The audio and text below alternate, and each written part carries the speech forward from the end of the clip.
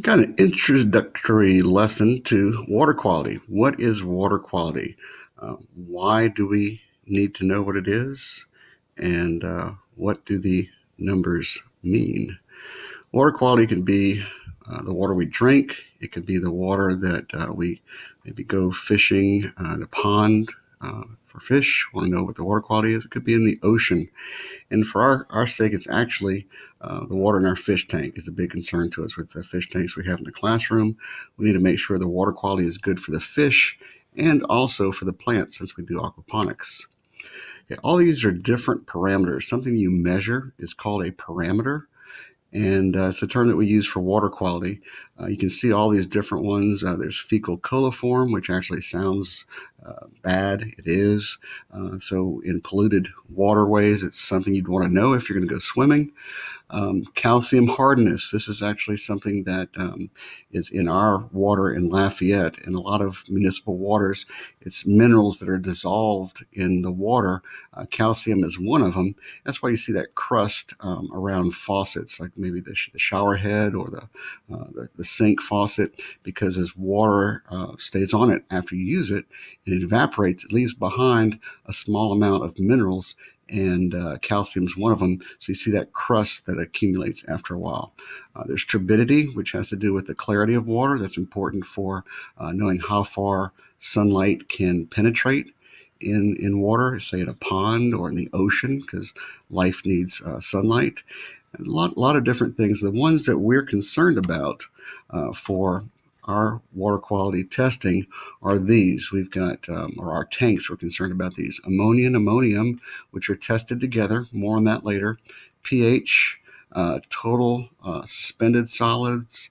There's chlorine and chloramines. Chlorine actually evaporates, so we don't have to worry about it too much. Water just has to sit out before it goes into a fish tank.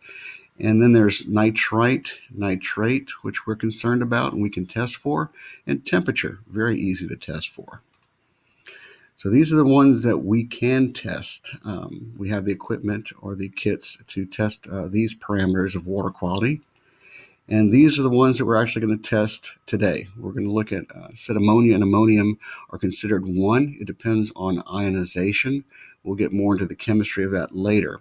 But just know that they can go back and forth. You can have more ammonia or perhaps more ammonium, and our test can't distinguish which one there is. There's only one hydrogen difference, as you can see here. One more hydrogen for ammonium, which is actually non-toxic, and ammonia is toxic. So we want to have less ammonia and more ammonium for the sake of our fish.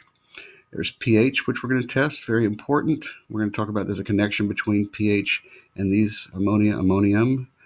And then there's nitrite.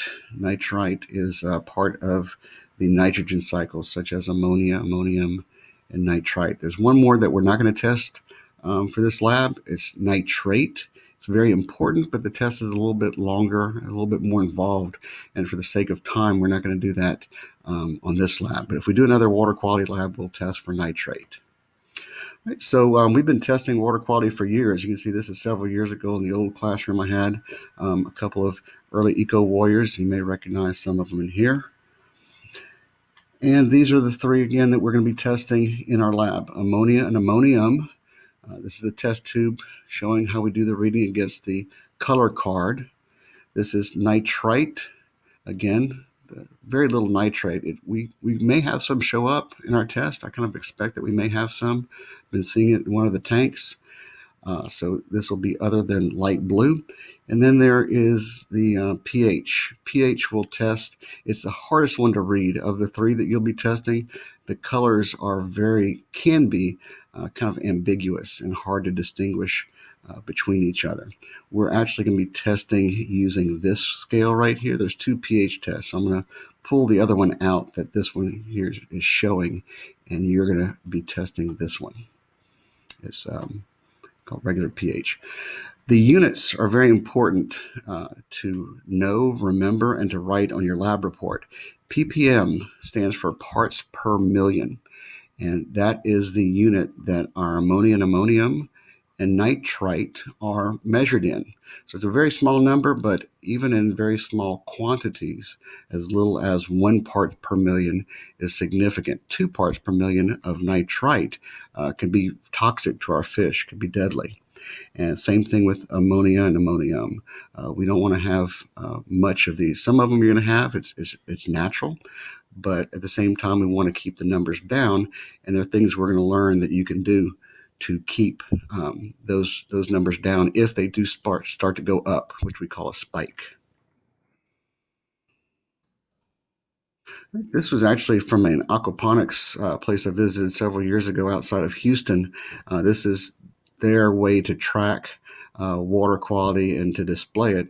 They had a board right here showing temperature, pH, average nitrate, which is one we're not going to be testing, but it is important for aquaponics. This is the nitrogen cycle. I'm just going to introduce this to you right now, but you will be learning this and learning it in detail this school year. The nitrogen cycle, which you need to understand now to make all this make sense, is the natural breakdown of waste in the environment. And we're looking at water in our case. So when something decays, it is solid waste in water. That's the fish waste, or perhaps uneaten food in our fish water. It turns it into ammonia or ammonium. That's the first step. Ammonia is toxic. Ammonium is not toxic. There's a type of bacteria that turns ammonia and ammonium into nitrite with an I, nitrite. Nitrite is also toxic to fish. So we want these toxic levels to be as low as possible. But again, it's inevitable. It's natural. You're going to have some of it occur. We just want to control it and take measures if they do get high when we measure, when we test the water quality. Another bacteria turns nitrite into nitrate, the final stop on the nitrogen cycle. And nitrate is not toxic to our fish. In very large quantities, it is unhealthy for the fish, but nothing like ammonia and nitrite. So the thing about nitrate, which is interesting and so important to us, nitrate is a natural form of nutrients. It's a natural nutrient that plants can absorb and use. So without nitrates, we wouldn't have aquaponics. So it's a natural cycle of breakdown and decay that eventually turns into nitrate, and our plants can use that. They can absorb it, which actually helps to clean the water by taking some of that nitrate out. It's not toxic, but it's healthier for the fish if it's lower. And at the same time, our fish, they get better water quality. So it benefits the plants and the fish when we do aquaponics. All right, so let's have a good and meaningful water quality lab this week. Just want you to take everything seriously. Please read before the lab the instructions that I'm attaching to the email and also giving to you in class. So don't need to print those out. I will provide you with a copy, but it is very important. You want a good grade, right? You don't want to make mistakes on the lab. To read the instructions before lab. Can't emphasize it more.